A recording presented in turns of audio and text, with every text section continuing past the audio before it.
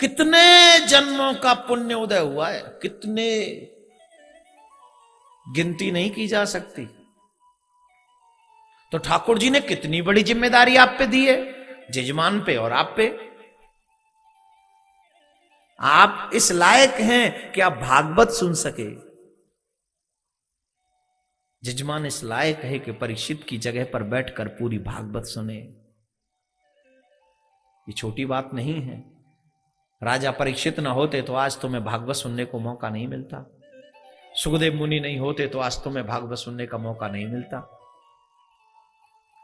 सुनने के लिए परीक्षित जैसे जिज्ञासा होनी चाहिए, अथा तो ब्रह्म जिज्ञासा। हम तुम्हें जानना चाहते हैं, हम तुम्हें पाना चाहते हैं, ऐसी भावना होनी चाहिए। ऐसी गोविंद से मिलन की इच्छा तीव्र होनी चाहिए।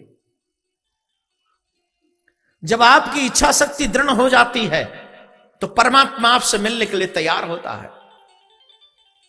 राजा बलि ने कहा, प्रभु 2 पग में आपने मुझे नापा है, 1 पग में आप मुझे नाप लीजिए, मेरा संकल्प पूरा हो जाएगा। और भगवान ने उठाकर हृदय से लगा लिया, बोले ऐसे ही समर्पित भक्त मुझे बहुत प्रिय है। लोग तो हमसे 5-5 रुपए भी छिपा के रखते हैं। बताइए भगवान को कितने रुपए चढ़ाते हो आप मंदिर जाते वक्त? जवाब दीजिए, जवाब देना पड़ेगा सबको। कितने चढ़ाते हो मंदिर में? और अपनी बेटी को कितना देते हो विदा करते वक्त? बोलो ना। दामाद को कितना देते हो विदा करते वक्त? रिश्तेदार जब किसी फंक्शन में इन्वॉल्व होते हैं उन्हें कितना देते हो विदा करते वक्त? लेकिन जब भगवान की बारी आए तो ले हम पे नहीं है। क्या देंगे? बोले 1 रुपया टन। दान पात्र में आवाज आती है यार, टन।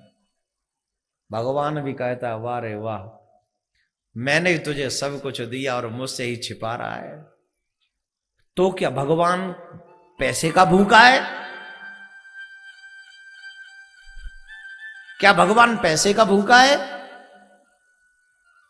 नहीं, कदापि नहीं। तब बोले भगवान तो तेरी भावना का भूखा है। वो देखना चाहता है कि तू मेरे प्रति कितना समर्पित है। सिर्फ मुझे तो ये चेक करना है, तू मेरे प्रति कितना समर्पित है, मुझे यह पता करना है बस, और कुछ नहीं।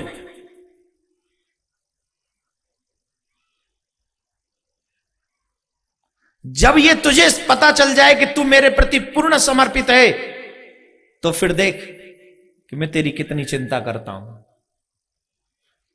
अभी तू मेरे प्रति समर्पित नहीं है। जब हम लोग चढ़ावा जाए मंदिर में, कथा की बात नहीं कर रहा हूं, मेरे पे तो 1 रुपया भी मत, कथा पंडाल में 1 भी खर्चा मत करो, आप सबको बोलता हूं। और जो आस्था पे सुन रहे आप भी देना बंद कर दो, कोई फर्क नहीं पड़ता। न तुम देने वाले हो न मैं देने वाला हूं, मेरा ठाकुर देने वाला है। जब उसे अपना काम कराना होगा तो हर जगह से देगा। तुम और मैं कौन है? आप 1 रुपया भी यहां मत चढ़ाओ, सबसे मना कर रहा हूं। लेकिन जब भी मंदिर जाओ और जब भी किसी तीर्थ में जाओ, जब भी आप कहीं जाओ, तो जब उस वक्त तेरी जौन सी नोट चढ़े ना, तो वो तेरा भाव प्रकट करती है। भगवान ही का है ना दिया हुआ, और जो हम भगवान को देते, भगवान उसका कई गुना हमें वापस करते हैं। वो मेरे ही लिए है। जैसे फसल हम बीज बोते जमीन में, तो जमीन में जो बीज बोते उतना ही थोड़ी वापस मिलता, उससे कई गुना वापस मिलता। वैसे ही परमात्मा है। आप जो भी करते हो भगवान के लिए, भगवान उसे वापस कई गुना करके करते हैं। ये भगवान का स्वभाव है।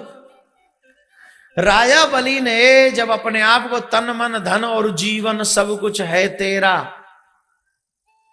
जैसे ही तीनों चीज दी, आपके पास 3 ही तो है, तन मन और, जोर से बोलिए, कौन सी चीज आपने भगवान के चरणों में लगा रखी है? आपके मन में आपका पति और पत्नी बैठी है, आपके बच्चे बैठे हैं, तन आपकी कमाई में लगा हुआ है, और धन हम परमात्मा को दे नहीं सकते। बताओ कौन सी चीज है तीनों में से जो भगवान के चरणों में लगी? कुछ भी तो नहीं लगा। फिर कहते बोले भगवान आते नहीं, कहां से आएंगे, क्यों आएंगे? मैंने तो कई लोगों को देखा है ठाकुर जी को जब वो दूध भी पिलाने जाते हैं ना, खुद को पीना उसमें भी पानी मिला देंगे।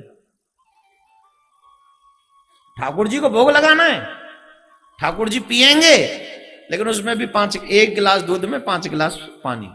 और ले उठ, तेरा तुझको अर्पण। ठाकुर जी बोले इसमें बचा क्या है, तू ही पी ले। एक तो वो दूध देने वाला ही उसमें 5 लोटा मिला के लाया था, ऊपर से 5 गिलास तूने मिला दिया, अब इसमें बचा क्या है? और कई लोग तो भगवान को दूध चढ़ाते वक्त भी उसकी मलाई अलग हटा के रख देते हैं। बोले मलाई अलग रख दी, तेरे को सिर्फ दूध है। बोले मलाई का क्या कर? बोले घी बनाऊंगी। बेचारा भगवान परेशान हो गया, मैं कहां गया। ठाकुर जी परेशान हो जाता है, क्यों? बोले जब ऐसी सेवा करो तो वो सेवा थोड़ी लगने वाली है। जैसे तुम अपने बेटे को पिलाना चाहते हो वैसा भगवान को पिला कर दिखाओ, तो मेरा परमात्मा जानेगा कि अब मुझ में और अपने बेटे में अंतर नहीं करता, इसलिए ये बहुत प्रिय है मुझे। जैसा अपने पति के लिए आप लोग बनाते हो वैसा भगवान को पिलाओ ना, तब जाने कि तेरी भक्ति दृढ़ है।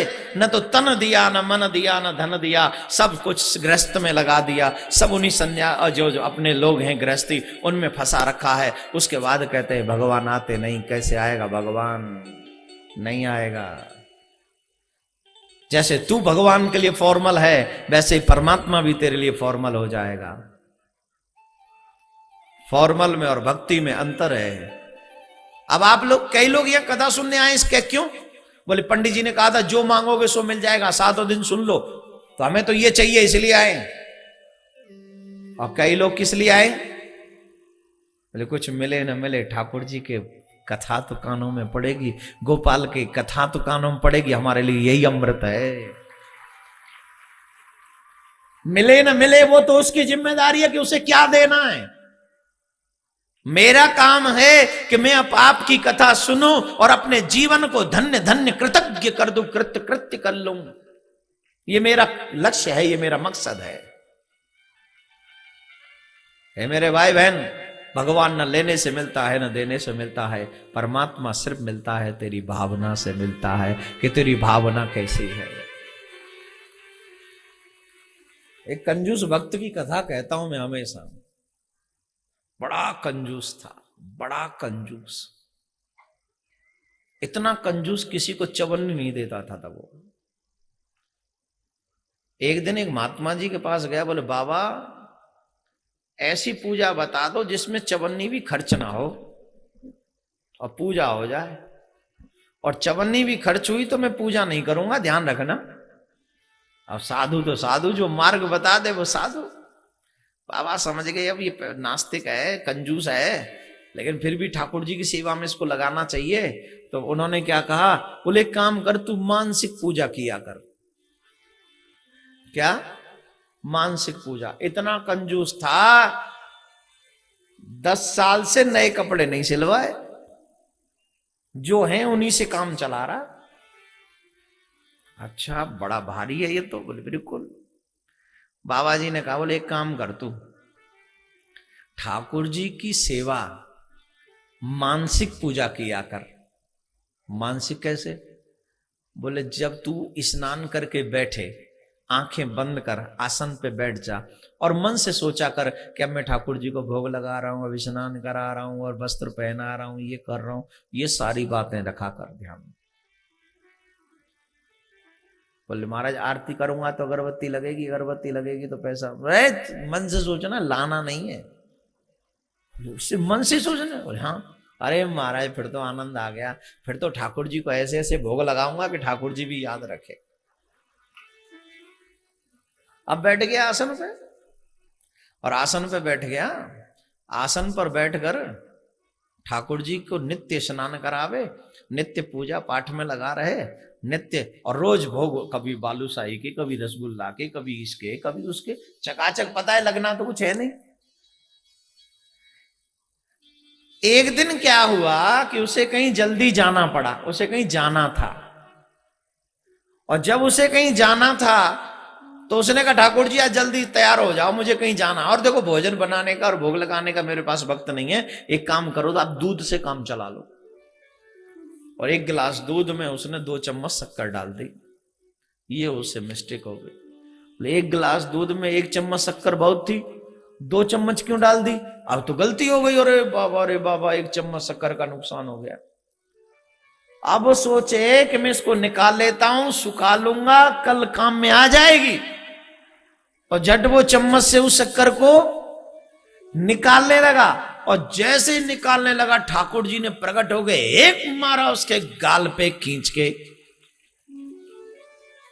अरे इतने कंजूस देखे पर तेरे जैसा कंजूस नहीं देखा।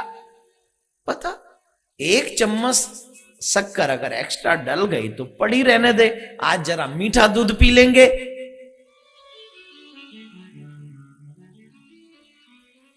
मन से पिला रहा है, मानसिक पूजा में लगा है, दुहन्नी खर्च नहीं हो रही, फिर भी इतनी कंजूसी। दोनों हाथ जोड़ के खड़ा हो गया, ठाकुर जी मैंने कंजूसी भी की है तो मेरे स्वभाव में कंजूसी है, मैंने सिर्फ आपके लिए नहीं की, मैं 10 साल से अपने ही वस्त्र वही पहन रहा हूं, मेरे स्वभाव में। पर मैं तो कहूंगा आज मेरी कंजूसी भी काम आ गई, कम से कम आपका दीदार तो हो गया। आपका दर्शन हो गया, मेरे लिए यही बहुत है। आज मेरी कंजूसी काम आ गई। लेकिन हम लोग अगर कंजूसी धर्म से करते हैं तो उसमें स्वाभाविक तौर पर नहीं है। हम अपने बच्चों पे लाखों करोड़ों रुपए खर्च करते हैं, सिर्फ भगवान के लिए कंजूसी आती है तो परमात्मा फिर बुरा मान जाता है। या तो पूरे परिवार में उतनी हो कि आपके मन में वो स्वभाव ही आपका, आप करते नहीं, कर ही नहीं सकते, तो ठीक है, भगवान समझ लेगा ये नहीं बदल सकता। लेकिन अपने बच्चों के लिए अलग, अपने लिए अलग, सबके लिए अलग, और ठाकुर जी के लिए अलग, तो मेरा ठाकुर समझ जाएगा कि ये सिर्फ मेरे लिए कंजूस है, अपने लिए कंजूस नहीं। और ऐसे लोगों से भगवान कभी प्रसन्न नहीं होता, ये ध्यान रखना।